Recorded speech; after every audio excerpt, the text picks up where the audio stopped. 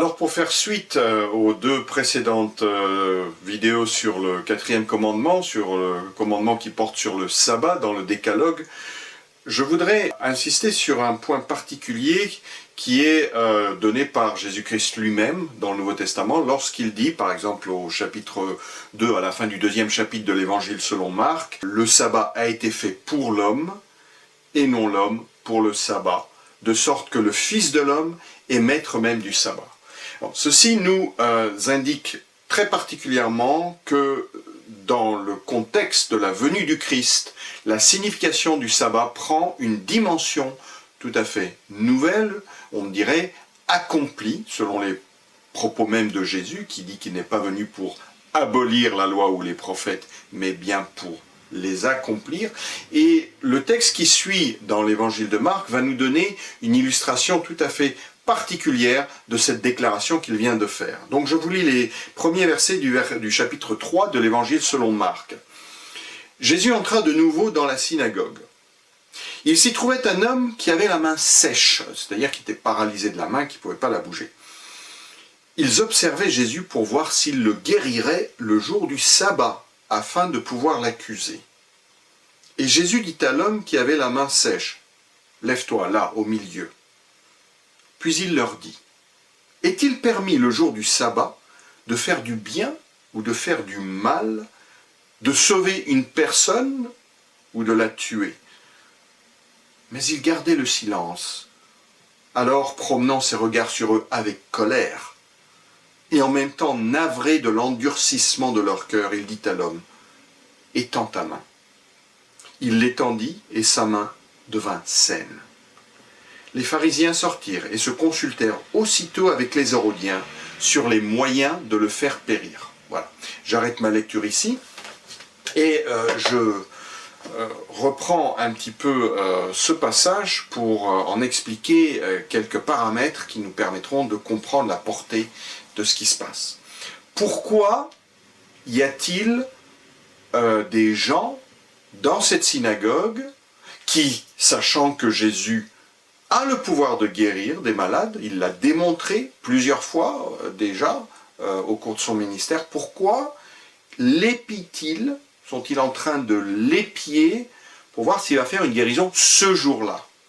Et donc, si jamais il fait une guérison, il opère une guérison ce jour-là, ils pourront l'accuser. Eh bien, c'est par rapport à une compréhension du sabbat qui était devenue, au cours des siècles et par une tradition incrémentelle qui a en fait étouffé la véritable signification du sabbat, qui en était venu à dire « Vous ne faites rien du tout le jour du sabbat, vous ne déplacez pas une table ou quelque chose, quoi que ce soit, car c'est cela, le repos dont il est question, et contrevenir de cette manière à ce repos, c'est attenter à la gloire de Dieu, à sa sainteté.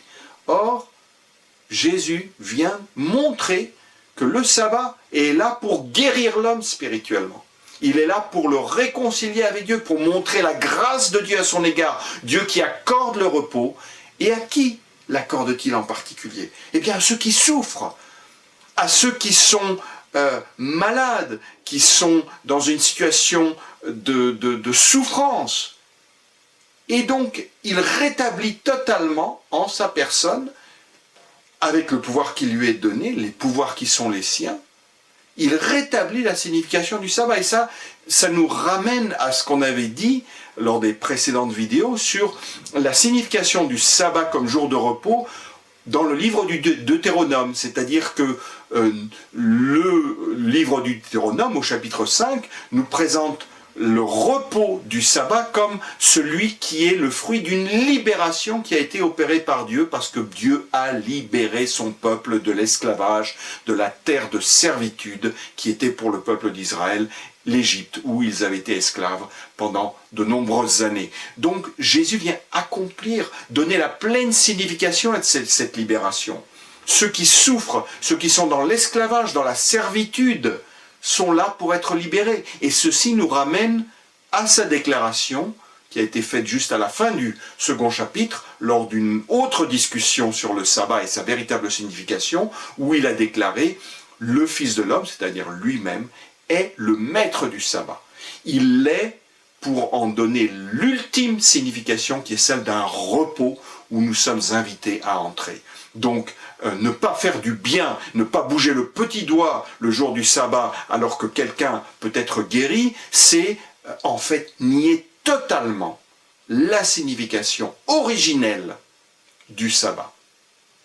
Et là-dessus se greffe un autre aspect, c'est que quand ce sabbat comme repos nous est donné, eh bien nous le célébrons aussi. Nous y entrons dans un moment de célébration qui est celle d'un repos où nous venons ensemble en tant que croyants, ceux qui sont croyants, ceux qui ont mis leur foi, leur espérance en Jésus-Christ pour célébrer le nom du Dieu Tout-Puissant qui s'est manifesté de manière à libérer ses enfants, son peuple, de la servitude. Voilà pourquoi le jour du Seigneur, qui est donc, comme on l'a vu la dernière fois, après la venue du Christ et après sa mort et sa résurrection, eh bien c'est le jour de sa résurrection, le premier jour de la semaine, qui devient l'expression de ce sabbat, parce que nous savons qu'à partir du premier jour de la semaine, eh bien nous commençons nos œuvres, les œuvres qu'il nous est donné, qui nous sont données de faire,